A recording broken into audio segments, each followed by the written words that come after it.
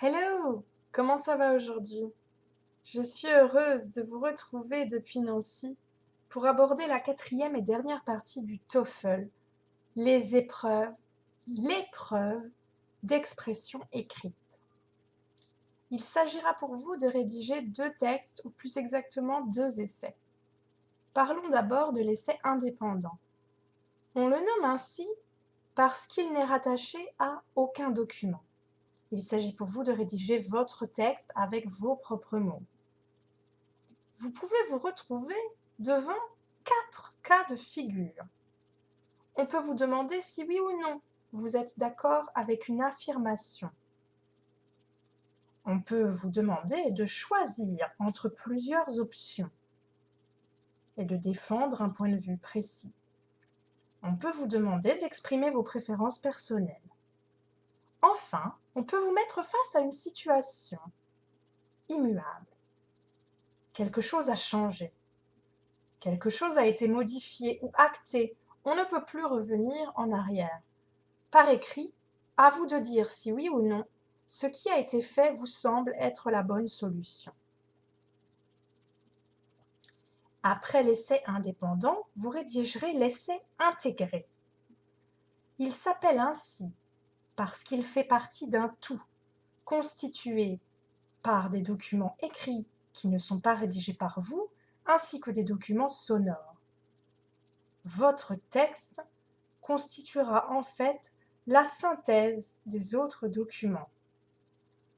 Il constituera un tout formé au total de 3 éléments. Là encore, vous vous retrouverez devant différentes cas figures qui sont au nombre de 3. Dans tous les cas, il s'agira pour vous de résumer des propos.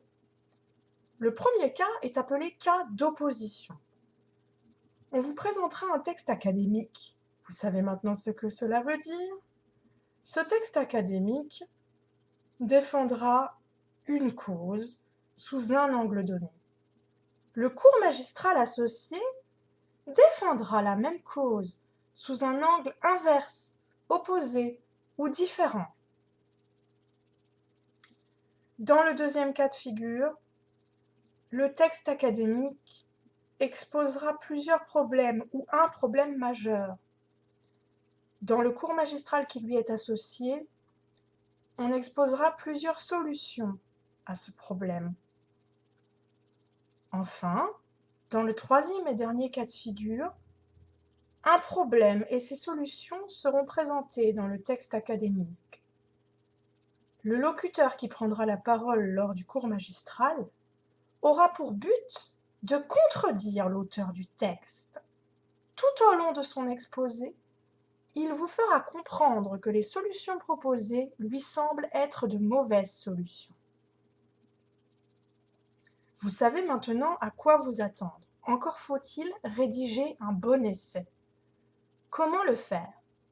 Comme je vous le disais tout à l'heure, il s'agit d'utiliser vos propres mots en évitant à tout prix les copier-coller ou les références toutes faites. Ne reproduisez aucune phrase. Ne répétez pas ce que dit l'auteur. Reformulez-le. Ensuite, il s'agit bien entendu de structurer votre texte.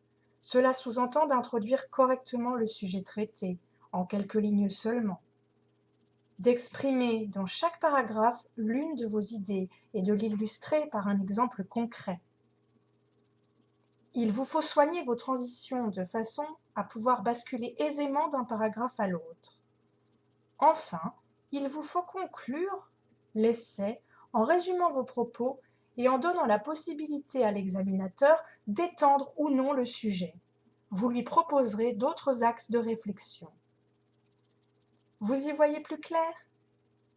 Si oui, tant mieux. Sinon, n'hésitez pas à m'en demander davantage. Je vous répondrai avec le plus grand plaisir. Vous voilà maintenant totalement éclairé sur l'examen du TOEFL. À vous de savoir si oui ou non vous souhaitez le passer. Je reviendrai vers vous pour aborder un tout autre sujet.